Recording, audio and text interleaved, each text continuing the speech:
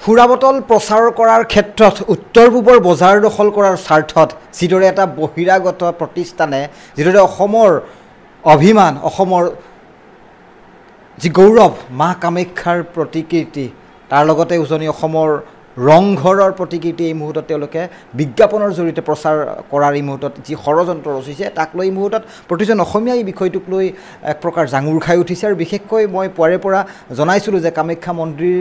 পৰিচালনা সমিতিৰ লগতে ইয়াত অহা ভক্তসকলেও গোটেই বিষয়টোক লৈ এক প্ৰকাৰ গৰিহণা বা বিৰোধ তেওঁলোকে প্ৰকাশ কৰিছে আৰু এই মুহূৰ্তত মোৰ লগত কামাখ্যা মন্দিৰ পৰিচালনা সমিতিৰ সৰুদলৈ হিমাদ্ৰী শৰ্মা আছে মই তেওঁৰ পৰা পোনপটীয়াকৈ জানিবলৈ চেষ্টা কৰিম কাৰণ আমি জানিব পাৰিছোঁ এজাহাৰ দিয়াৰ এক প্ৰকাৰ যোজা আৰম্ভ কৰিছে কামাখ্যা মন্দিৰ পৰিচালনা সমিতিয়ে হিমাদ্ৰীটা খুব দুৰ্ভাগ্যজনক গোটেই বিষয়টো প্ৰথম কথাটো হ'ল যে আমি বহু কেইদিনৰ পৰা বিগত কেইবছৰমানৰ পৰা এটা আমি এনেকুৱা ধৰণৰ ৰিউমাৰ আৰু এনেকুৱা ধৰণৰ মাৰ বিষয়ে বেয়াকৈ লিখা বা মায়েৰ বিষয়ে বিভিন্ন ধৰণৰ আজি যেতিয়া যিহেতুকে এতিয়া স্পেচিয়েলি এইটো এটা মদৰ কোম্পানী এটাত ওৱাইচিছ গ্ৰুপে মহাৰাষ্ট্ৰ বেছ কোম্পানী যিটো আজি মাৰ পিকচাৰটো ইউজ কৰিছে এইটো আচলতে দুৰ্ভাগ্যজনক কথা আৰু ইয়াক আমি সম্পূৰ্ণৰূপে ধিক্কাৰ দিছোঁ আৰু বিগত বহু দিনৰ পৰা এনেকুৱা ধৰণৰ আজি ছ'চিয়েল মিডিয়াই হওক বা বিভিন্ন ধৰণৰ সংস্থাই হওক মা কামাখ্যাৰ বিষয়ে যিটো আমাৰ দেখা যায় বিভিন্ন সময়ত এইবিলাক আচলতে নিন্দনীয় কাৰণ আমি এই বিষয়ে বিভিন্ন সময়ত আমি এইটো এটা দাবী জনাইছোঁ মানে অনুৰোধ কৰিছোঁ ভাৰত চৰকাৰক অসম চৰকাৰক অনুৰোধ কৰিছোঁ যে এই বিষয়বিলাকত যিবিলাকত মা মানে আস্থা আৰু বিশ্বাসৰ ওপৰত প্ৰতিক্ৰিয়া কৰে এইবিলাকৰ ওপৰত এটা গাইডলাইন বিশেষ গাইডলাইন হ'ব লাগে যে যিকোনো মানুহে যিকোনো সময়ত যিকোনো ধৰণৰ মানে বিজ্ঞাপনেই হওক বা বিভিন্ন ধৰণৰ প্ৰতিক্ৰিয়াই হওক যাতে মা কামাখ্যাৰ ওপৰত নিদিয়ে তাৰ কাৰণে যোগাযোগ কৰিছিল নেকি আপোনালোকৰ প্ৰথমতে যে আমি এনেদৰে কামাখ্যা মন্দিৰৰ প্ৰতি চিহ্ন লগাম আমাৰ তৰফৰ কেতিয়াও হোৱা নাই আৰু হ'বই নোৱাৰে কাৰণ মা কামাখ্যা হৈছে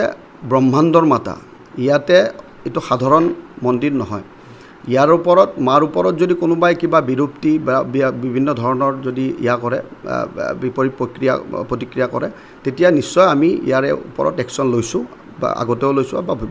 ভৱিষ্যতে আমি ল'ম কিন্তু কথাটো হ'ল যে কি আমাৰ লগত কোনো ধৰণৰ এইবিলাক আমাৰ লগত আলোচনাও হোৱা নাই একো হোৱা নাই তেওঁলোকে নিজৰ মতে বিজ্ঞাপনৰ কাৰণে অৰ্থাৎ মানে সস্তীয়া বিজ্ঞাপন সস্তীয়া পইচা এটা কমোৱাৰ কাৰণে এইটো আচলতে কৰা গৈছে গতিকে ইয়াক আমি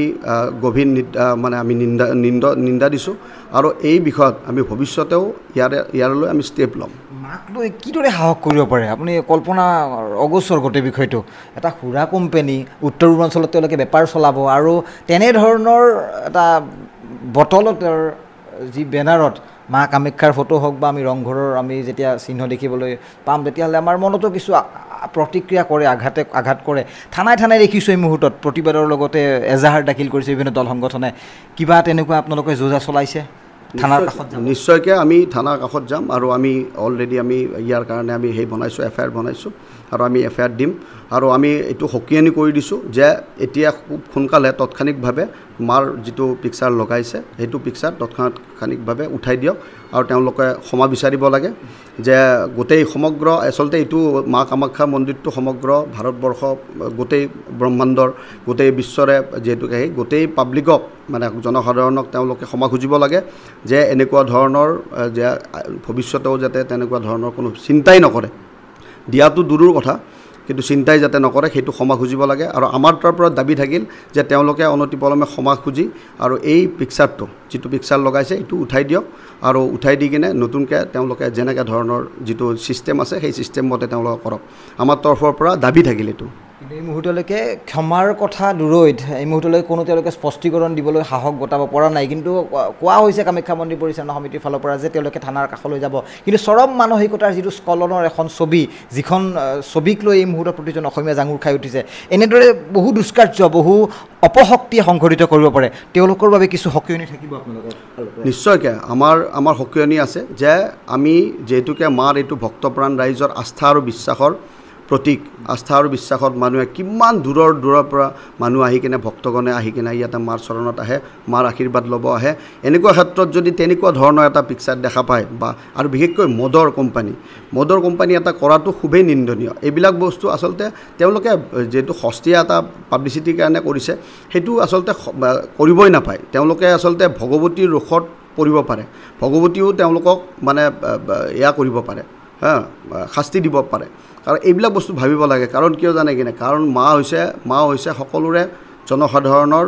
যিকোনো মনোকামনা পূৰ্ণ কৰা মাতা গতিকে তেওঁ নিশ্চয় এই বিষয়ত তেওঁ শাস্তি দিব আমি ভাবোঁ আৰু এইটো যাতে এনেকুৱা দুষ্কাৰ্যত যাতে লিপ্ত নহয় তাৰ কাৰণে সকীয়নি দিলোঁ ধন্যবাদ হিমাদ্ৰিদা আৰু এই মুহূৰ্তত মই কামাখ্যা মন্দিৰ পৰিচালনা সমিতিৰ কাষলৈ আহিছোঁ তেওঁলোকৰ প্ৰতিক্ৰিয়া আপোনালোকৰ সন্মুখত উপস্থাপন কৰিছোঁ গতিকে বিচাৰভাৰ আপোনালোকৰ সন্মুখত এই বিশেষ সম্প্ৰচাৰৰ পৰা মই দীপাংকৰে বিদায় লৈছোঁ ধন্যবাদ আপুনি বিচৰা বাতৰি পাব কেৱল নিউজ 18 এপত